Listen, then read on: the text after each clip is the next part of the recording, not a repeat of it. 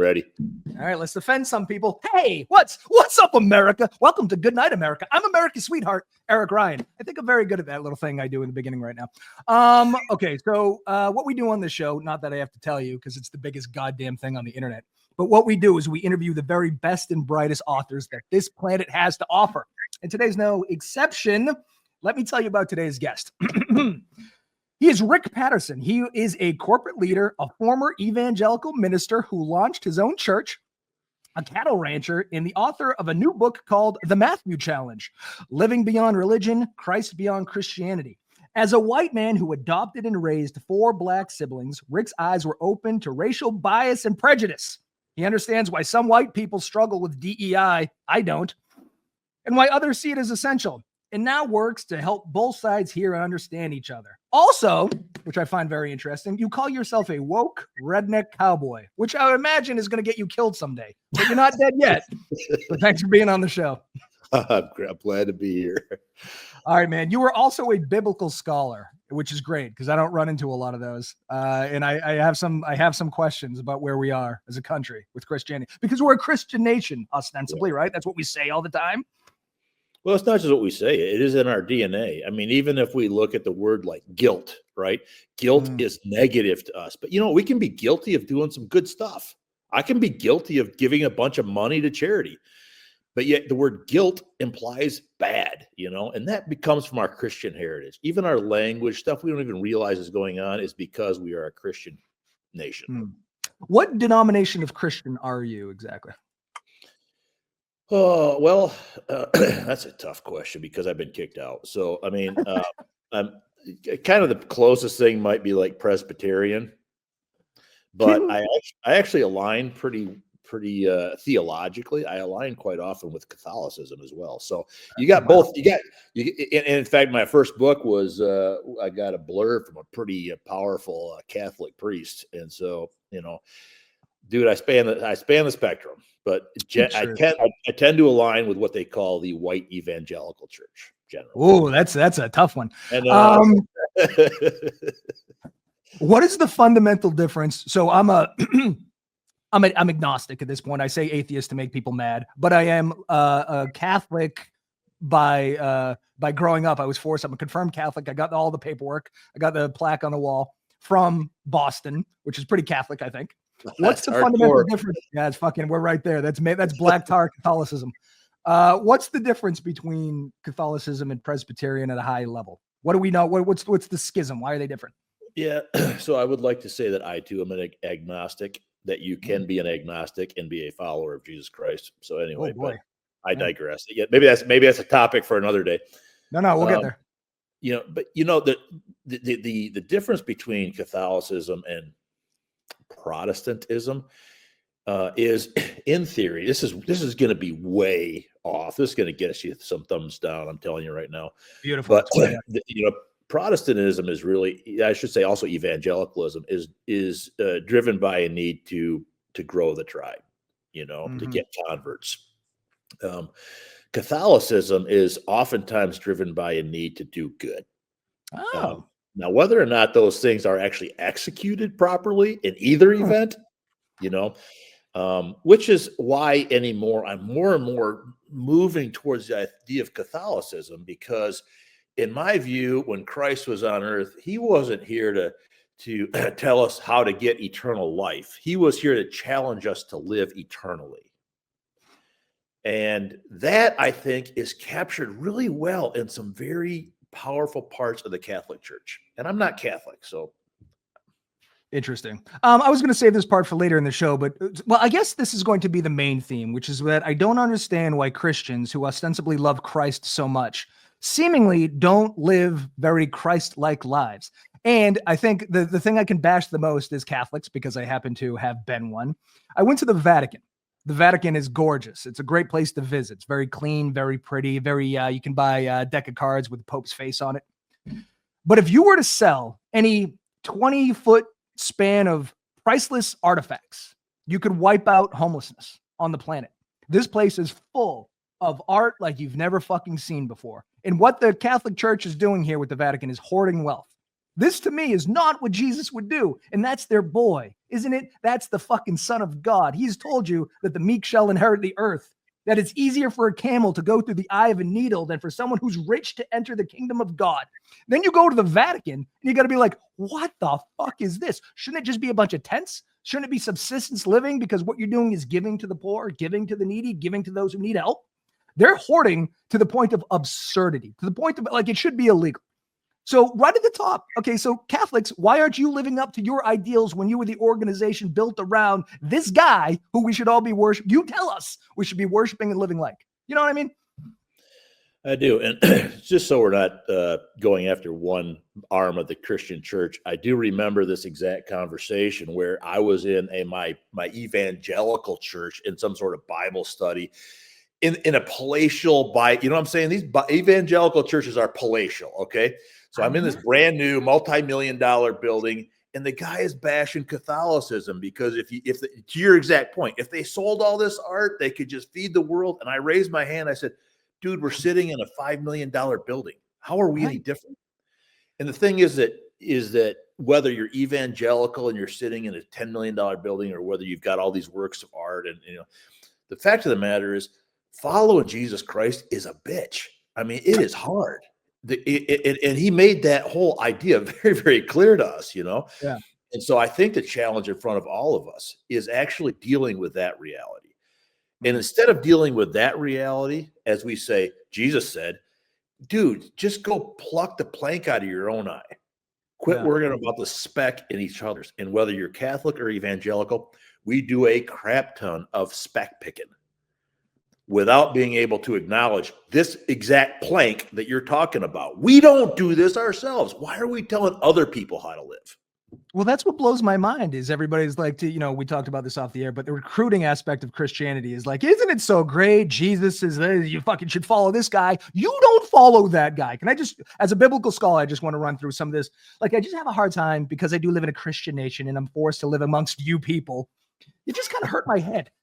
So the wealth and poverty thing, so again, it's easier for a camel to go through the eye of a needle than someone who's rich to enter the kingdom of heaven. Yet the modern evangelical right often supports tax cuts for the wealthy, demonizes welfare recipients, and promotes prosperity gospel teachings. This isn't subtly different. This is 180 degrees different than what the quote is it not? It is. I mean, right. just to get I often use the phrase, folks, this isn't rocket science. All right.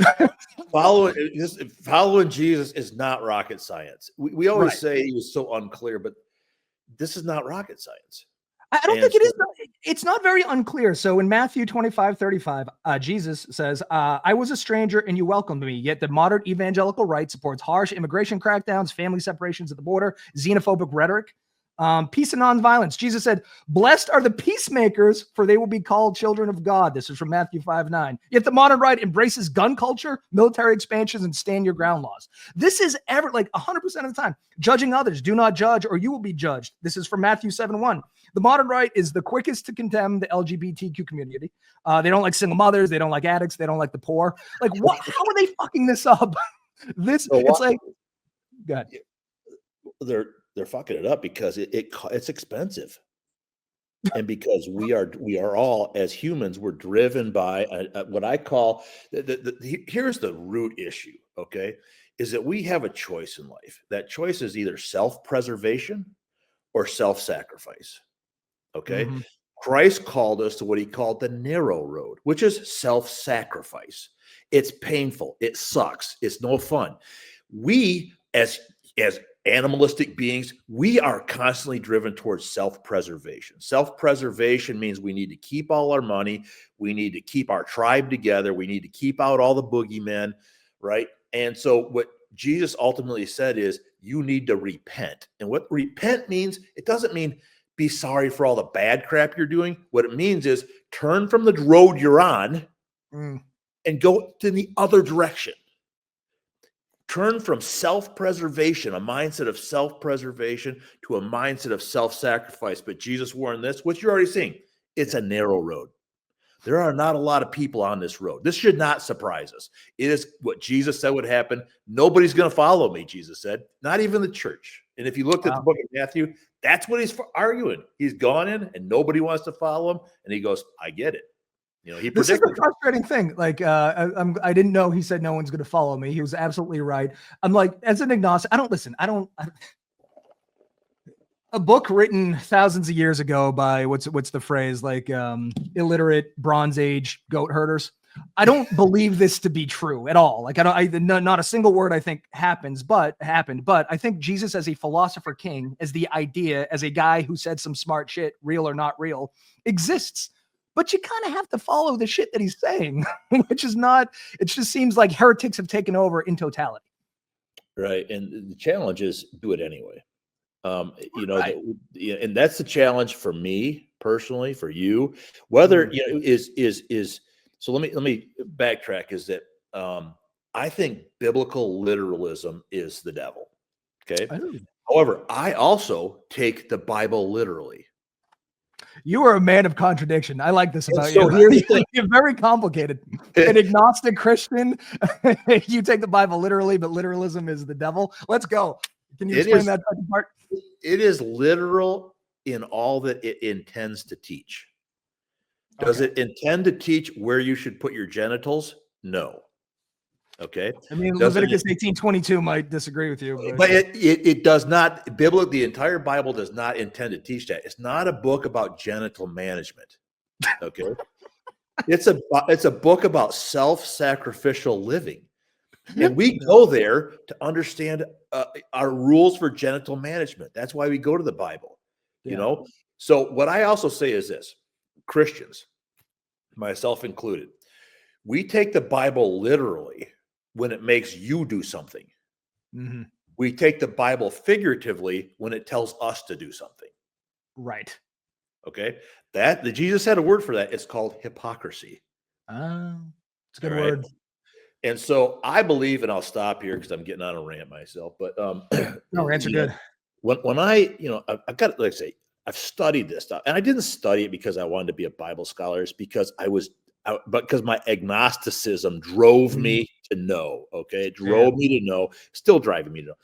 But what I have seen there is that the Bible is while it's not it's not true in the fact that it's literally word for word but I found more truth in the Bible than I have found in any other book. And I have found a truth that is worth absolutely living for and dying for. And so, and that truth is the value of the self-sacrificial life and the meaning it gives to a human individually and the life that it gives to a community in general. Interesting. See, again, I think this goes back to something we were talking about off air, which is that I don't like sacrifice at all. And this is going to sound crazy, but one time, just because I'm a reader, you know, I'm a reader of nonfiction largely. I bought once on Amazon like 15 years ago. I bought the Communist Manifesto and the Satanic Bible from Amazon at the same time. So I'm sure I'm on some list somewhere. You might be on my list. Oh, there you go. I don't know if you know this, but Satan himself, he has, according to this book by whoever the fuck wrote it, he has 9 commandments. And one of them it really spoke to me because it was like, instead of sacrifice, just have a good time. I was like, yes, right. I mean, listen, I'm not worshiping Satan or anything. I'm just saying we're here for such a short amount of time. I don't know that sacrifice. And if you go through, I'm looping this all back around to, you got in trouble, you said in one of your videos, for the people are accusing you of pushing the gay agenda or being on their team or not hating gays enough. Wasn't that the general idea? Yep. Okay. So I don't know. We'll get back to exactly why you were kicked out. But again, back to Leviticus 18:22. That's what generally people cite when they say that the Bible doesn't like gays. It says if you lie with a man as you would with a woman, it's an abomination. You should be stoned. But nobody ever seems to read the rest of Leviticus, which says that you shouldn't wear clothes woven of 2 different fabrics. You shouldn't have a haircut. You shouldn't trim your beard. No psychics or tarot readers. Women are unclean when they're on their period. You shouldn't have pork. You shouldn't have shellfish. Adulterers should be put to death. Oh, shit. The mandatory year off for the land every 7 years. You can't touch dead animals, which means you can't play football. You know, so people cherry pick. So not only do they go, oh my God, I was born into the exact right religion, but now I know what God meant and what he didn't mean. That is fucking crazy. It's a narcissism on a level that I don't think we can wrap our heads around because it's just so normal for us. So if you're going to cite one biblical passage as to why you hate gays, you better never have sex with a woman on her period. You should never wear a cotton polyester blend because this is the word of God, is it not? This is where religion falls apart for me. You believe that this was written by the Son of God and you cherry pick. That's fucking crazy, isn't it? So, yes. Okay, there's a lot of crazy. Okay, so let's just so I'll answer the easy question first. Yes, it's crazy. But you know what? It's so anticipated. It was so anticipated. Here's the deal. The first thing Jesus did in Matthew when he showed up on earth is that he calls magi to himself. The three wise men, we call them, right? Yeah. What we don't realize is that magi are sorcerers. They are condemned in that same book of Leviticus you just quoted. So the first person Jesus calls to see him are people condemned in Leviticus.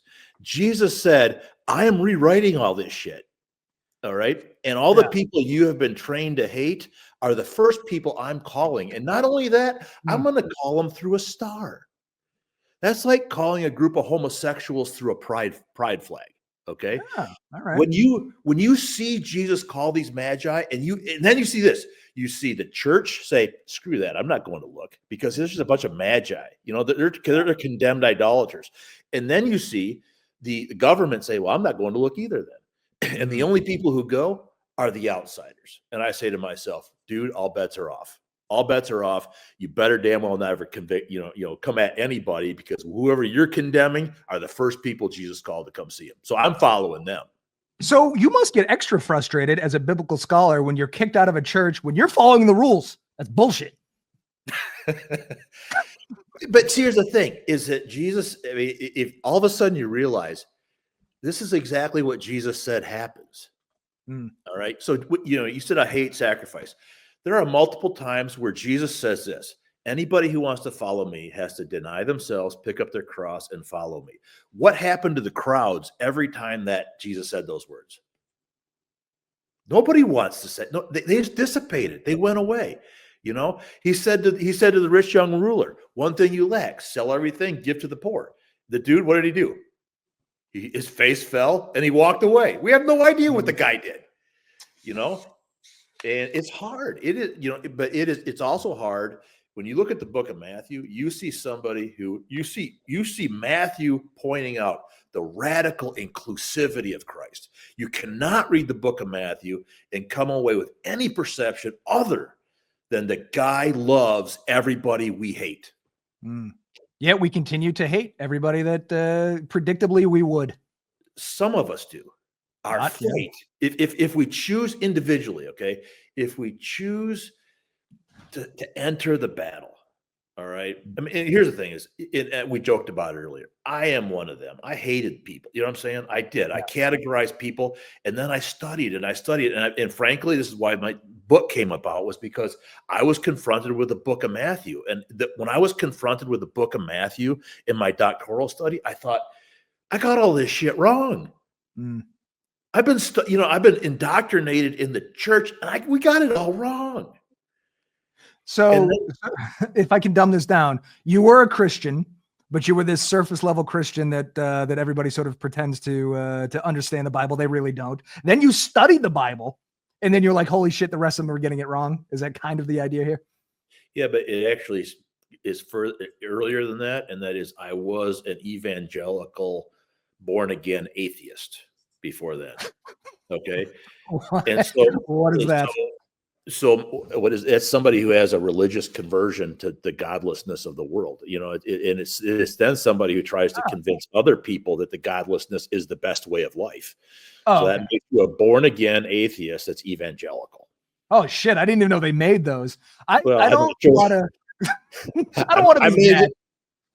I may have just made that up, but that's what I was. And so I went into the church with that mindset, and I went into the church saying, prove it to me. I don't believe this. I don't believe this. And then I became indoctrinated in the local church, the ideologies of it all, and I picked up all the wrong definitions of what repent means. I picked up all the wrong definitions of what believe means. These are very basic, very important words in Christianity that we got wrong. But I began to own all this, and then I didn't realize until I was becoming a little hate machine myself, and then read the book of Matthew, and I said, I'm in deep shit because holy shit. So you go to the church because you're an evangelical atheist trying to convert them, and they converted you. That's I'm going to use this. That's crazy. It was a lot of fun. You are a man of. Here's what's weird though. When I went there in church originally, is they loved me. They loved the fact that we got an atheist. You know what I'm saying? Yeah, that's a good one. He's asking all kinds of questions, and we could train him. And they love, all of a sudden they saw I was their mission on earth. But then guess what? I got ordained and I got educated, and I started pushing back, right? And I'm saying, this isn't what the Bible says. This isn't real. And then something so I'm still asking hard questions, right? I was asking hard questions before. Now I'm asking hard questions again. And now they would like me to leave. And how did you push it too far? What'd you do? Because you're a man of extremes. I know we haven't known each other long. It's been about half an hour, but I can tell that you were a man of extremes. What did you do to get kicked out? Well, a couple things. Our denomination. A couple things. Yes. What are they? I think the most important one is that is this whole issue you brought up earlier about the homosexual agenda. And not only do I refuse to hate somebody, and they will say they don't. They say we don't hate. Have you ever heard this phrase? We don't hate the sinner, we hate the sin. That's bullshit. It's bullshit. Of course it is. But these are mantras we put in our head to make what we do okay, But then I also say, but wait a minute, you marry two people who have been divorced. Yeah. You marry two people into a lifetime of adultery, in theory, right? Mm-hmm. But you won't marry two homosexuals because you're marrying them into a lifetime of sin. Why are you able to do one and not the other? So I began to push back on this cherry picking issue, right? And what I believe is what ultimately, if you see in the book of Matthew, was that he was radically inclusive of every sinner. And the only people he actually ever got pissed off at was the church. People just getting Jesus very wrong here. You know what I like about you too? Is that I read in one of your blogs or something, or maybe it was in one of your videos, you're pro-gay, but you don't even know any gay people. I don't know if you've met any gay people since you said that, but I got to tell you, I live in Massachusetts, very blue state, very gay state. They're fucking delightful. A delightful set of people, the gays. Just leave them alone. To your point about the Bible not being a book of, what do you call it? Genitalia. What's the phrase? I don't know. It's not a genital management book. Yes, it's not a genital management book. This is another thing. And again, this is probably a dumb thing to say, but the creator of the known universe, everything we see made by this, and he cares whether or not I spill my seed or two guys are fucking. That's crazy. There are bigger issues. Have you heard the Ricky Gervais joke that he told Jerry Seinfeld on the comedians in cars getting coffee? Have you heard this thing? I don't think so. I don't know. All right, so Ricky Gervais, it doesn't sound all right. So Ricky Gervais is telling Seinfeld this joke, and he goes, "I think it's the greatest joke in the world." He said, "So a guy dies and he goes to heaven. He goes to the pearly gates and he tells God a Holocaust joke, and then God doesn't laugh. He goes, 'I don't get it.' And the guy goes, 'I guess you had to be there.'" So, so this is my point. God cares about gay marriage. Where were you during slavery and the Holocaust and about 8 billion other atrocities that I can't think of because I'm too dumb? But you know what I mean? Like, I just have a really hard time going, the church is going to kick you out, who is ostensibly doing good things. You're talking to people in a reasonable way. I think you're portraying Christ as who he is. And this is their line in the sand. I mean, fucking, that's weird. There's plenty of lines in the sand. I mean, that's not the only one. I know, but that's a really dumb line in the sand. That could be perhaps the dumbest line. Who cares? Hey, two guys fucking, more chicks for the rest of us, Well, and I know in mind, to your exact point, there are still congregations, to some extent Catholicism too, where women are not allowed to speak in church. Women are not allowed to lead. You know what I'm saying? So there's crazier. I mean, we've kind of forgotten we've gone to such a crazy level. We've kind of forgotten the crazy that still exists in other spaces. You know what I'm saying? This is why I like to attack Catholicism, because I'm one of them. But I was talking to this ultra Catholic lady one day, and she was sort of pushing back on my devout agnosticism. And I pointed to my daughter. I go, so she's not good enough to advance to the highest ranks of your organization? Why? What's wrong with her? And then what is she's looking at a cute little 4-year-old. I'm going to go tell me, is she too dumb? Is that what it is? She's too dumb to be a priest? And then so like, this is, I'm pretty left too, but I have problems with my team in general. Sometimes one of them is being like tolerant of intolerance. We're very tolerant of intolerant religions. I don't think we should do that. And the same thing with misogyny is not okay because it comes with a cross around its neck. The fuck that. Women should do whatever the fuck they want to do. Gays should do whatever the fuck they want to do. And just because, Jesus said, no, he didn't. No, he fucking didn't. So we have to understand. We have to. I don't know what we have to understand, but what's going on here is, and this is, to me, this is a very, very important psychological root of all this, is that we have to find somebody to be against, right? Yes, we do. Has to find somebody to be against, and so we use the Bible in order to find the people we are going to be against. Who we are against in the world often dictates who we are, much more than who we are for in the world. Yeah. And I think Jesus just spent 99% of his time saying, quit being against anybody and straighten out your own shit, And so I think that's the path. That's the narrow road. The narrow road, the wide road is, let's go fix everybody else. And the reason we have to do that is because it helps us feel good about ourselves. It helps us feel like, okay, so I'm a straight white male, and so I've got a lot of stuff that God really digs. You know what I'm saying? So I'm already, you know what I'm saying? And I'm despite the fact that he never said any of this, but this is the idea. No, exactly. But so, and so I know, you ever heard the phrase, I don't got to be faster than you. I don't got to be faster than the bear. I just got to be faster than you. Yeah. Right. That's how we view. That's how we all. It's not whether you're a Christian or whatever. We all tend to view ourselves, in relation to God. I just got to be better than you, because God's going to kill one of us, and he's going to get you first. And we come up with any reasons why that, because you're black, because you're gay, because you're a woman, depending on what era we're in, we're always going to find somebody to be against. And if you look at the book of Matthew, he said, I'm going to be for everybody you're against. That's all he did. He went from town to town, and he was for everybody we were against. Yeah. And again, you're a biblical scholar. Remind me, what's that passage where Jesus returns to America on a bald eagle with an American flag on his back? He's got blonde hair, blue eyes. He's ripped out of his mind. He's got an AR-15, right? And then he comes and he talks about how he's got to kick all the gays out and all the immigrants. What book is that? Here's sorry, man. I drawn a blank. I missed that class. It'll come to you. Listen, you got a lot going on in that head of yours. This is why I don't, this is not exactly why I'm not an evangelical atheist, because a lot of people take great solace in religion. It forms their identity in a positive way. A lot of awful things have been done in the name of religion, but a lot of great things have been done in the name of religion. And there's a book called Religion for Atheists. Have you ever heard of it? It's by Alain Botton. He is who I consider the world's greatest living philosopher.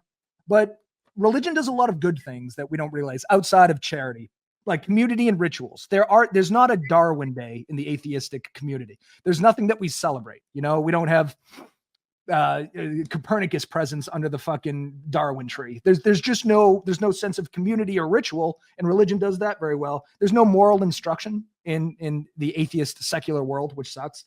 Our architecture and aesthetics are functional as opposed to beautiful, and that kind of sucks. Like churches in Europe how the fuck did humans make these? They're unbelievably gorgeous. And we just have like a square building, like, go read a book. That's boring. There's education through repetition. And this one really bothers me. In the secular world, if you took a course on Plato in college, we assume you're going to remember that for the rest of your life. Religion doesn't make that assumption. So when you go to church, it's very ritualistic, and they drill lessons into you week after week after week, because that's how humans learn. And then there's nothing in the secular world that helps you deal with suffering Like I said, I don't like to suffer. So I just like pleasure. If I were to ever suffer, I can't read, Slaughterhouse-Five and feel better about myself. So there are, like, if we could just, as atheists, as agnostics, if we could get together and just take the good from religion, I think would be a happier populace. When it comes to my take on all of it, is that what you're saying, in my view, is if we could just follow Jesus. Oh, you know what? You might be right. And the fact of the matter is, this is my biggest concern. Is that my biggest concern is that I honestly believe Jesus is the way. Okay. Does that mean that he's the only way to heaven? He's the only way to go someplace when we're dead? No, that's all modern Christianity. Okay. What I believe is he is the way, the truth, and the life. Whether you're a Christian or not, or a Buddhist, whatever. Okay. But if you look at the person of Jesus Christ, that is the way. It is the truth, and it is the life. And oftentimes, it is a way of sacrifice, which is hard. Yeah. It is a way of suffering, which is even harder. But that is the way of life. And so what I want to get a message across to everybody about is that regardless of what you're seeing in the world, regardless of all of this stuff, Jesus is worth following. I will say that you were the third, I would describe you as sort of Christian forward guest I've had on this show. Was there is the aforementioned African-American fellow who marched with Martin Luther King and then served in the Trump administration and experienced a whole bunch of racism. There was another guest who's very Christian forward, but what he does is he set up homes for people that get out of prison and have nowhere else to go. The first dude he took into his own house, and then from there managed to build 11 houses that only taken people that have, again, let me stress, prisoners with nowhere else to go. That to me is Christ-like. Neither one of these guys was what I view as the bad version of Christianity. They weren't pushy. As a matter of fact, I say Christian forward, but it's only because I did my research. Neither one of them started the show with, "Hey, motherfucker, you got to start following Jesus or you're going to hell." And neither did you. But when I'm going through your background, as far as like Christ-like sacrifices, you adopted 4 African-American siblings. That to me is, it can't be an easy thing from going from no children to 4 children. It's not easy. It's also not easy finding out you suck as a father, Well, and you find that out in a hurry, we all do. But what's funny is that in our narcissistic world we live in, when you are not a father and you think, "Oh, I could do this. I'll be a pretty damn good," you know what I'm saying? I got my shit together. And then you bring all these kids in your home and you think, "I have no idea what I'm doing. I have no idea what I'm doing." And any experience that drives humility into a human is a Christian endeavor. Okay. Yeah. And so a parenting, marriage, all this stuff drives humility. If you allow it, can drive humility into your life. And that's a Christian experience. So what made you decide to adopt these 4 kids? This is going to sound really crass, but they needed to be adopted. Yeah. Well, right. But they needed to be. There were a lot of people who didn't do what you did. Well, we knew the kids, and we were basically taking care of them while their grandma went in for chemo.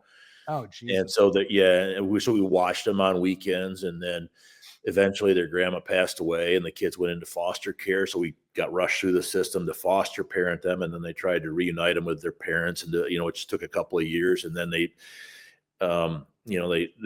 canceled all the rights of the parents for various reasons. And so basically they became permanent wards of the court. And so they were already living with, what I'm saying? So it is unusual. It's rare for somebody to be able to take 4 at once that were brothers and sisters. That's all they knew was each other. So it was really, in this particular case, I'll be honest with you. Yeah. It wasn't really heroic. We just were walking life, I think it'd be. It's very nice of you to say that it's not heroic, but it is heroic. I'm telling you, as somebody that on the other side of this, it's heroic as fuck. There should.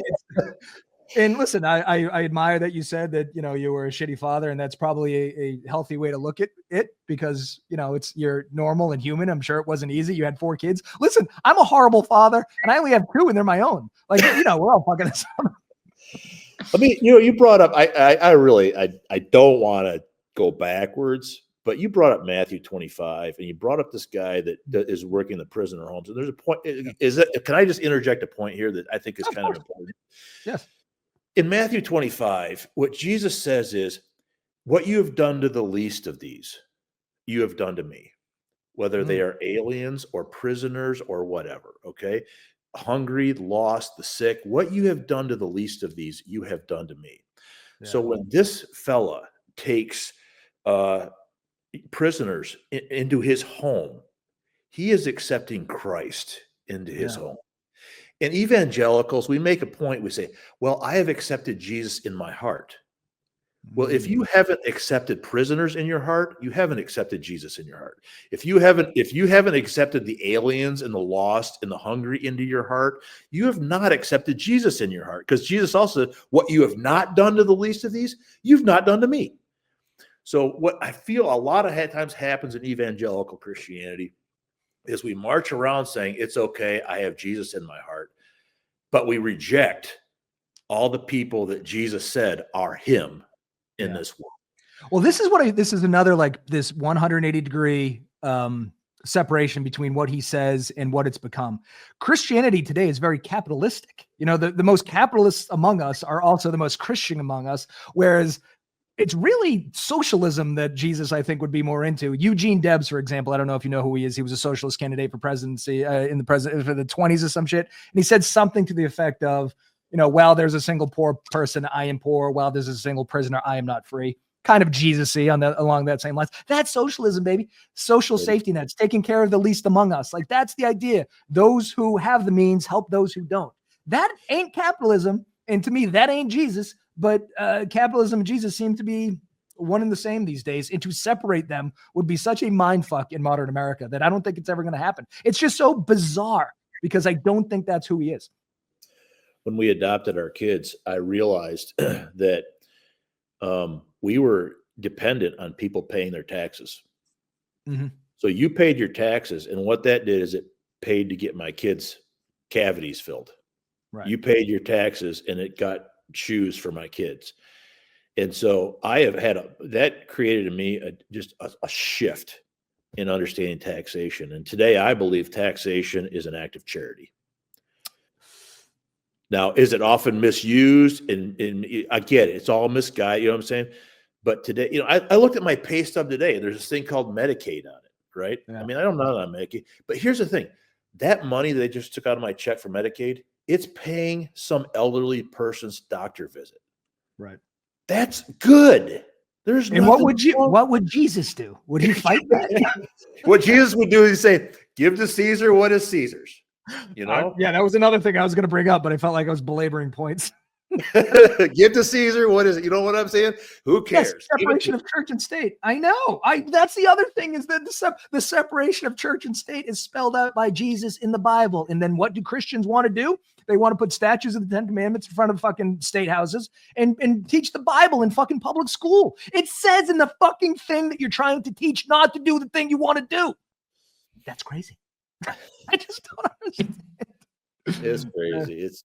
You know, so much of it is also just human nature. You know, you could spin into any organization and you can find these same deficiencies. You know what I'm saying? You could find, if you go into any tribe, any group, if you are in any group, you will find people that group is against. Yeah. You know what I'm saying? It's what groups of people do. Our challenge, here's the thing is, our challenge is that we say that we're following Christ. We say we're on the narrow road, but we don't live that way. And here's the thing that Jesus had Jesus didn't seem to have a big problem with people who were on the wide road. His problem with people that were professing to be on the narrow road while they were in fact on the wide road. There's where he gets a problem. And the thing is that, I mean, those people, that's when we get in trouble. And that's where I realize I don't like sacrifice either. I don't like it. But I am fighting like hell to be on the narrow road. And it's a daily thing. She said, pick up your cross daily, dude. Every day you got to walk out that door and fight like hell to sacrifice, because it's going to go against every intuition in your being. You know what's fucked up too is that I do the same things, but just in a different way. So, for example, my standard line would be, you know, I'm an army brat. I lived in Greece, in Belgium, in Korea, and then a bunch of shitty states. But my point was always, okay, so because my parents, as I think they're pretty atheistic now, but they certainly were a lot more Catholic because they lived in Massachusetts their entire lives. My mother's one of 11, so that's pretty fucking Catholic. And then I think she had a little bit of an issue that all 5 of her kids didn't believe. And then my retort to her was like, you showed me the world and then asked me to believe in your very myopic experience in one city in Massachusetts. That's conceptually bizarre to me. So then to expand that, I would go, so what am I supposed to do? You bring me to Seoul, South Korea. I see many, many Buddhists and whatever fuck else. And I'm supposed to go, they're all wrong because I was born in Massachusetts where we believe in the Jesus and the Pope. Now, I think that's a little I think I'm right. I think it's dumb to say they're all wrong, but I'm doing it anyway as an agnostic because I don't believe any of you motherfuckers know what you're talking about. You know what I mean? So we all think we're all wrong in some way, which is, I think, very human. Even agnostics and atheists think everybody's wrong. Christians think everybody's not a Christian is wrong. And not only that, there's like, 10,000 denominations of Christianity. They think Christians within their circle are wrong. So I just think humans are a little cooked. We're a little cooked, and that's why there's this subtitle in my book, Christ Beyond Christianity. Because I think until we understand exactly what you said, that Jesus Christ and God can exist beyond any constructs, any nationality, any religion, anything like that we want to put on God to constrain or confine, then we have not actually found God. All right. You know, the thing is, like, when Batman becoming a symbol, remember that? At the end of one of those movies, I think if you got to take out the guy in the stories, and if we just believed in principles, like help poor people, don't hate individuals based on their sexuality or their color, like just some core principles we can wrap our heads around, I think that would be better. And I think that's what religion was trying to do, but then we get wrapped up in this stupid minutia. Well, and Jesus summed it up by pointing at a Samaritan of all people. Yeah. And he said, okay, church folk, which one of those is living eternally? And the church folk had no choice but to point at the Samaritan. Now, keep in mind, for us today, Samaritans are the good guys, right? But in reality, what Jesus was saying is he was showing the church, and he was saying, here's these church people who wander past and they want to stay clean. They don't want to get dirty. You know what I'm saying? They want to avoid sacrifice. They want to avoid. So Jesus is saying all the church people, and the one person who is unchurched, the one person who has never been in a church building his whole life, that's the guy I want you to follow. Yeah. The good Samaritan. Why don't I should be the good atheist? Do you think when Jesus comes back on the bald eagle, I want him to write another chapter about me, the good atheist? I mean, I haven't really done anything, but I will. I'm going to do something that's worth writing about. Eventually. Not anytime soon. I'm very tired. Hey, maybe we could start our own tribe. Huh? I was thinking that. But you know what the problem is? I'll tell you the issue right now. We're 2 white men. That's not going to fly. We need a little color. Although you have 4 adopted children. I don't know why people say white men won't fly. They still run the government. They run 99% of the organizations in the world. All the people care about is what white men think. What are you talking about? That's true. As a matter of fact, back to the atheist thing, I read a list one time. Somebody did a poll about who they would elect for president.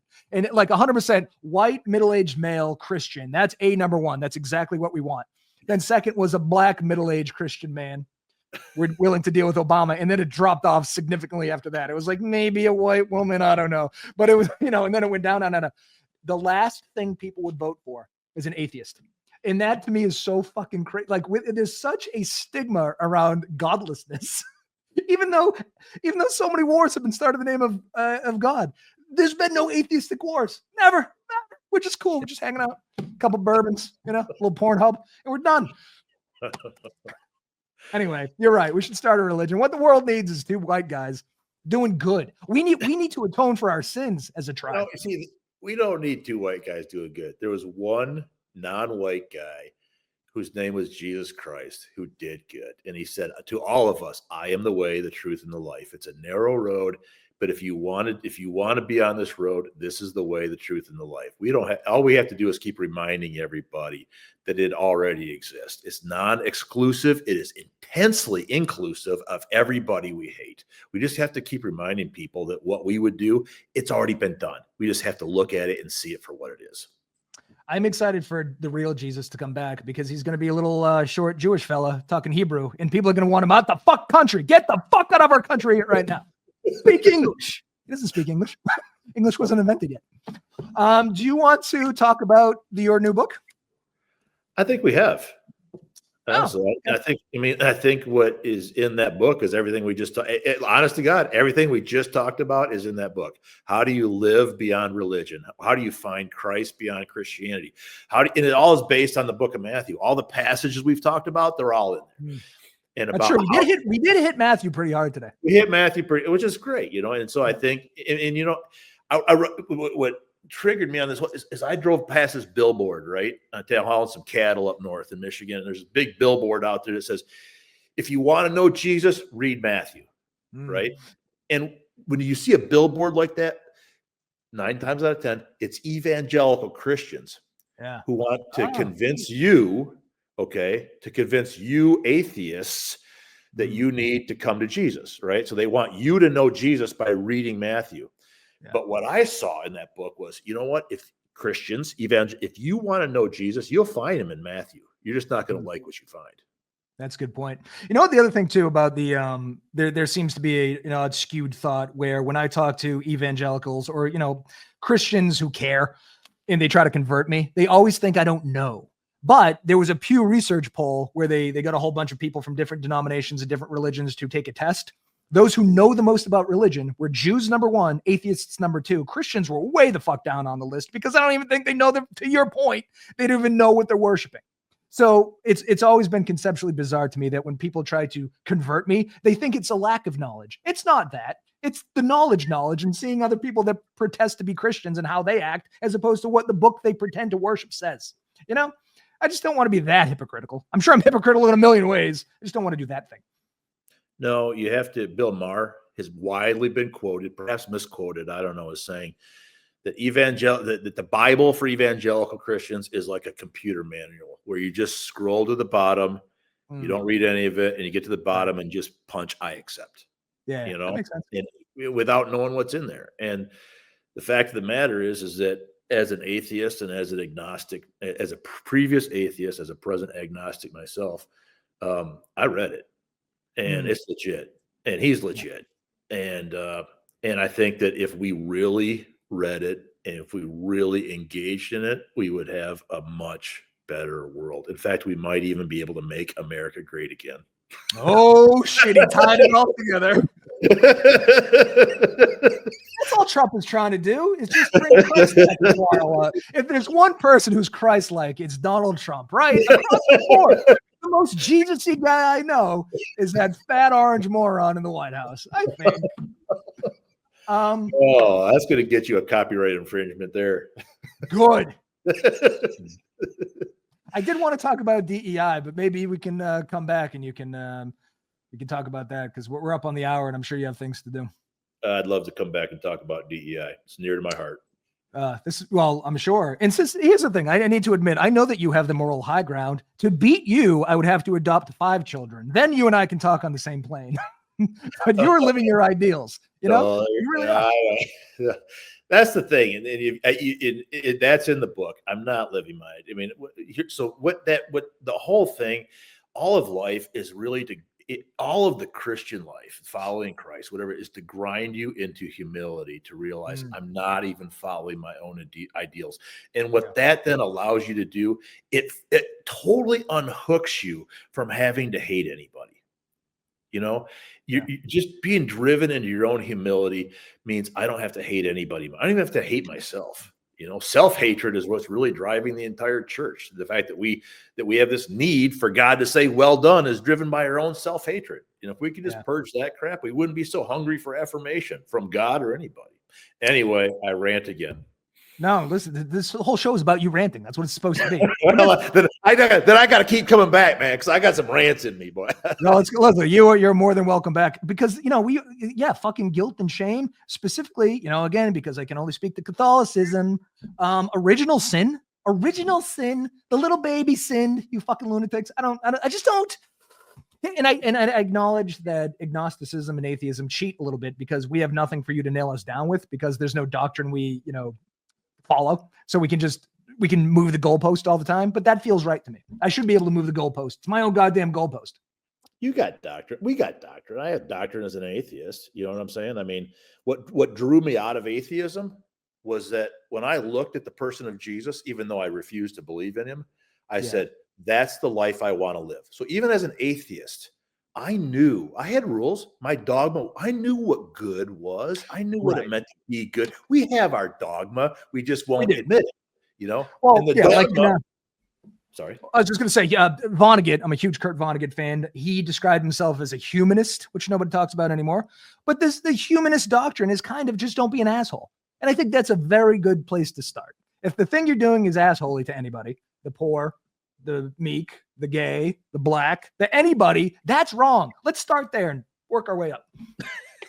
That's what. So when I talk about doing battle against shame, it's basically winning this moment by moment battle. Every time you feel that the hatred, that whatever it is, win that one moment. You know what I'm saying? Just win that one moment, and it's just little bitty baby steps like that. But I think that the whole idea of radical inclusivity that you find in Christ is just paramount, that our entire culture re-understand that, especially when what you hear a lot, to your point, what you hear a lot about is the radical exclusivity of the church. Yeah, it's true. And you know what? Hearing you talk and this whole thing, I do think we could start. It always starts as a cult before it becomes a religion. That's just the way it is.